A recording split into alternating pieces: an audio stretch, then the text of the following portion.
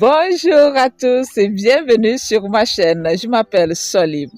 Je suis une entrepreneur agricole. Je fais la promotion des cultures à forte valeur ajoutée auprès des communautés rurales afin de permettre à ces dernières d'améliorer considérablement leur niveau de vie.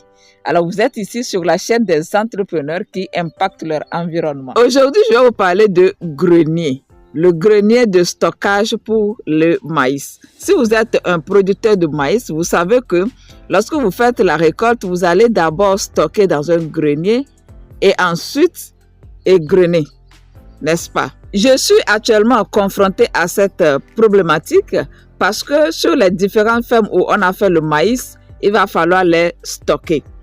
Mais sincèrement, je n'ai jamais conduit une production de maïs de bout en bout.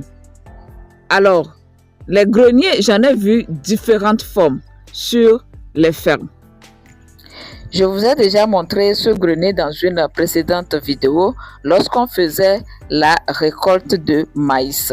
Donc, on a fait la récolte et le grenier a été recouvert. Comme vous êtes en train de le voir, c'est le même grenier, cette fois-ci recouvert.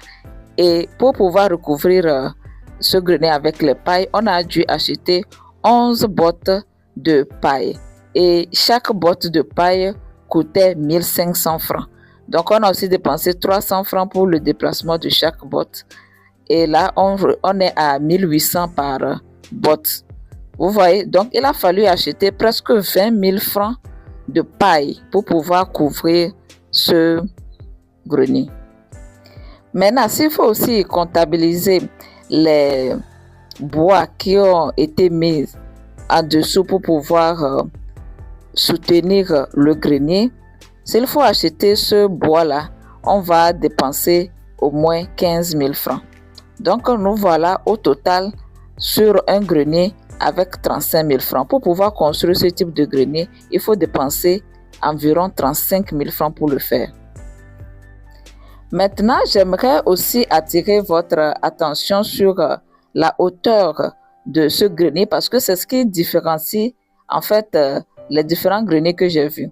Donc, ce grenier a été soutenu juste par des poutres, des bois, comme vous êtes en train de le voir. Je ne sais pas si vous arrivez bien à voir. Donc, on a juste déposé des bois au sol et pour pouvoir soutenir le grenier. Donc, en termes de hauteur, on a à peine 15 cm.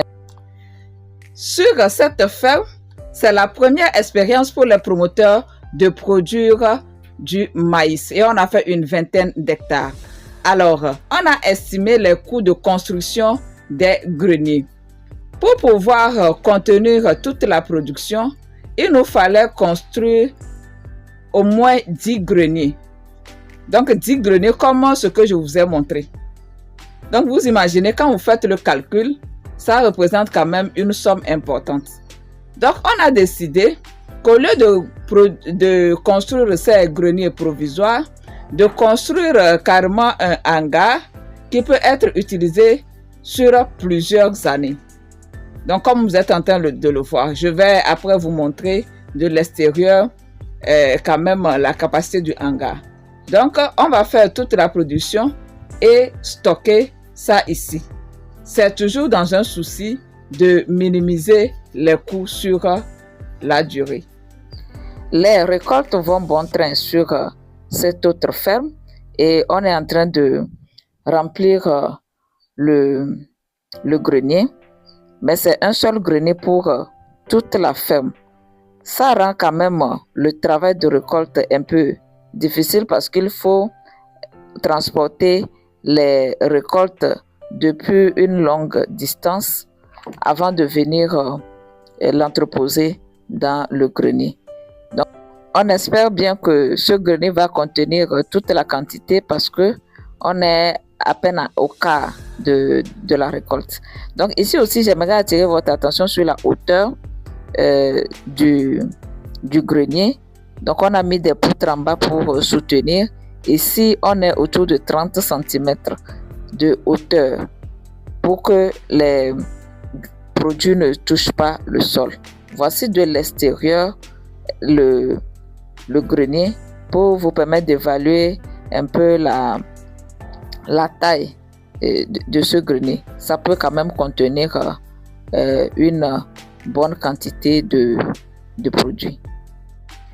Selon les spécialistes, voici un bon grenier. C'est-à-dire que vous allez voir la base. Ce que quand vous voyez en bas, au moins on a ici environ 1 mètre de hauteur.